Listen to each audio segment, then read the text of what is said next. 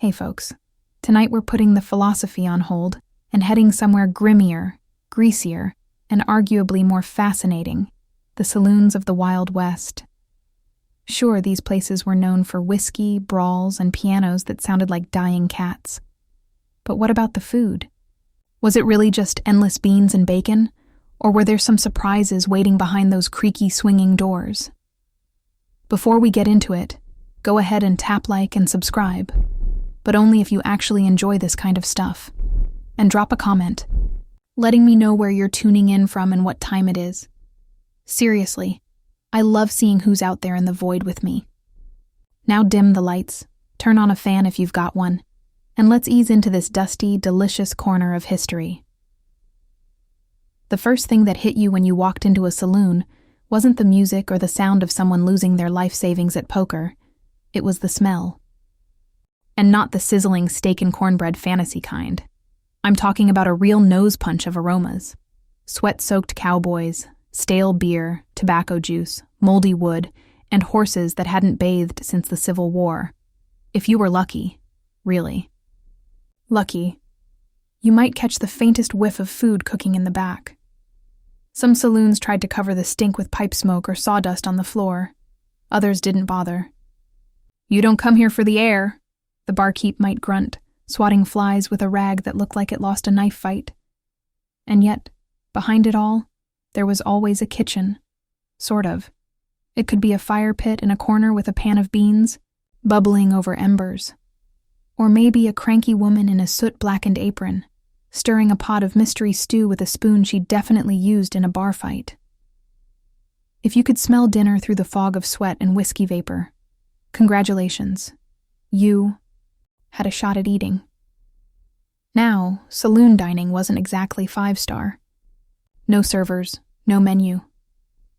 Just a few wobbly tables, mismatched chairs, and one long counter where you could eat, drink, gamble, argue, or all four at once. Regulars knew the deal. The cook might grunt, "Beans or stew?" and you'd shout your answer without breaking eye contact. Newcomers got the side eye. No one wanted to waste a plate on a guy who might pass out before it hit the table. See, saloon food wasn't about flavor. It was about survival. You ate what was there, not what you wanted. You sat beside strangers, who might save your life, or rob you blind, by sunrise. And if the food made you sick, that's what whiskey was for. At the heart of all this culinary chaos stood one indestructible staple: beans.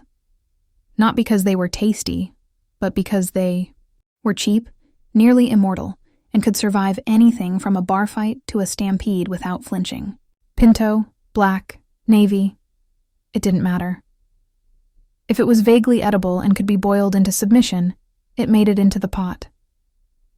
Cooking instructions were simple. Dump beans into a pot. Boil them for 6 hours over a questionable fire. Serve them with a chunk of salt pork, a stale biscuit, and a shrug. If a cook was feeling fancy, they might toss in lard, onions, or chili powder. But most didn't bother. Seasoning in the Wild West was whatever blew in from the window. Beans were filling, sturdy, and didn't ask much of you. Traits cowboys valued more than gold. They fueled cattle drives, poker games, and long nights, full of bad decisions. They gave your jaw something to do while you waited for the piano to start up again, or for someone to get thrown through the window. Now the downside? Aftermath. 1 cowboy full of beans was tolerable. 10 in a cramped saloon was a biological weapon. It said some fights weren't sparked by words, but by one silent betrayal near the stove. Still, beans stuck around. When the meat ran out, when the chickens fled, when the cook was running on 2 hours of sleep and half a brain cell left, beans remained. Cold or hot. Eaten or traded. Legend even says a man once bought a horse with 3 pounds of salted beans and a promise never to come back. So yeah, saloon cuisine wasn't glamorous. But beans were the baseline, the dusty, bubbling heartbeat of the Wild West dinner plate. You didn't love salt pork. but you respected it. And in the Wild West, that was enough. If beans were the soul of saloon cuisine, salt pork was its greasier, saltier backbone, a slab of meat so tough and preserved, it could survive a bar fight, a thunderstorm, and 6 months in a saddlebag. Without changing texture, cowboys liked to pretend it was bacon. It wasn't. It was pork belly packed in enough brine to season the Pacific and stored in barrels that had seen things no health inspector ever should. Cooked right, it was tolerable. Fried up in a skillet till it sizzled and crackled with crispy, greasy glory. It added flavor, protein, and just enough crunch to make you forget that the rest of your dinner came from a can marked contents, probably food. But cooked wrong, which was often, it chewed like salted boot leather dipped in axle grease. Still, salt pork had its loyalists. It was portable, nearly indestructible, and gave even the blandest pot of beans a salty punch of something resembling joy, or at least gave you a good excuse to chase it down with more whiskey. Saloons didn't. Waste a scrap of it. The fat got used to fry biscuits or potatoes. The rinds were tossed into stew pots, or handed off to dogs, or unlucky newcomers who didn't know any better. One bite, and they learned fast that when the barkeep said chew slow or choke proud, it wasn't a joke. Was the pork always safe? No. Sometimes it had a green tint. Sometimes it smelled like regret. But saloons didn't ask, "Is it fresh?" They asked, "Did it kill the last guy?" And if not, you gave it a shot. Salt pork was versatile too. Dice it into beans, slap it on a biscuit, fry it alone or gnaw it like jerky on the trail. Cowboys packed it like treasure, and cooks leaned on it when the chickens ran off or the stew pot was looking suspiciously thin. It wasn't elegant, it wasn't healthy. But in a world where your next hot meal might be 60 miles and 2 bar fights away, salt pork got the job done. And if you survived it, you were stronger for it. Now, stew. Stew. The great culinary equalizer of the Wild West. Hot. Vaguely meaty, deeply suspicious. Every saloon served it. Even the ones that looked like they barely had a kitchen. Why? Because stew was the ultimate cover story. It didn't need a recipe. It needed a fire, a pot, and a fearless attitude. Start with water, maybe a potato, a few sad beans, and then toss in whatever hadn't spoiled or escaped yet. Beef? Sure. Rabbit? Definitely. Squirrel? Absolutely. Rattlesnake? If it wasn't still hissing, it was fair game. One traveler once claimed he found a bootstring in his bowl, and he wasn't even mad. Said it was the most chewable thing in there. Meat quality ranged wildly. Some stews had legit cuts of beef from the local butcher. Others, well, let's just say if the cook avoided eye contact and the town's stray dog count had dropped recently, you didn't ask questions. You just ate around the chewy parts and kept your suspicions to yourself. Vegetables were rare, and when they showed up, they suffered. Carrots turned to orange mush. Onions vanished into the broth. Potatoes held their shape for a while, then gave up entirely. The end result? A bubbling brownish-gray slurry that smelled a whole lot better than it looked. And if you were lucky, tasted better than both.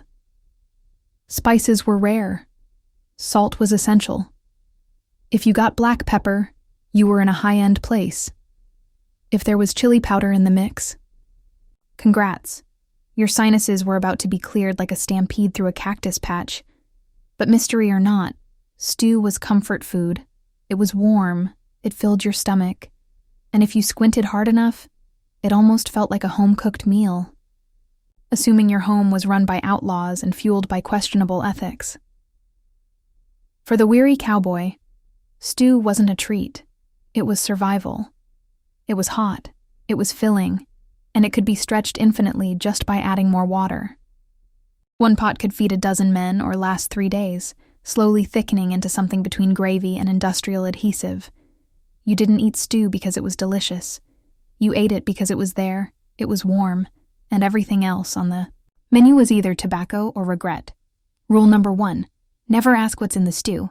In the Wild West, ignorance wasn't just bliss, it was dinner. Now, not every cowboy could afford a steak, but nearly every saloon had something bread-like to mop up the mystery meat slurry. That bread came in two forms: biscuits, if you were blessed, or hardtack, if you'd recently sinned. Let's talk biscuits first. When done right, and that was rare, they were warm, buttery miracles that flaked apart like a dream. A good biscuit could convince a man he'd walked into a real kitchen instead of a whiskey-scented brawl pit. Cooks who mastered biscuits were local legends.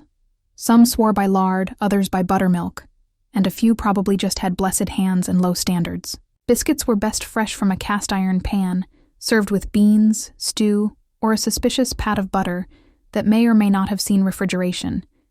If the place was fancy, you might get molasses. If it wasn't, you got crumbs and a prayer.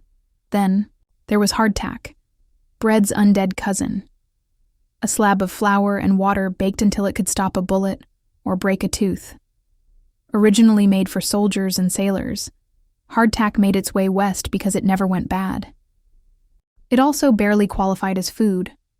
Eating hardtack required patience, strategy, and strong teeth, or a loose regard for your dental health. Step 1. Check for weevils. Not a deal breaker, just bonus protein. Step 2. Soak it. In stew, in coffee, in whiskey, whatever liquid you could spare. This could take anywhere from 10 minutes to a presidential term. Even then, chewing it felt like arguing with a rock. Dentists in mining towns probably made a fortune patching up men.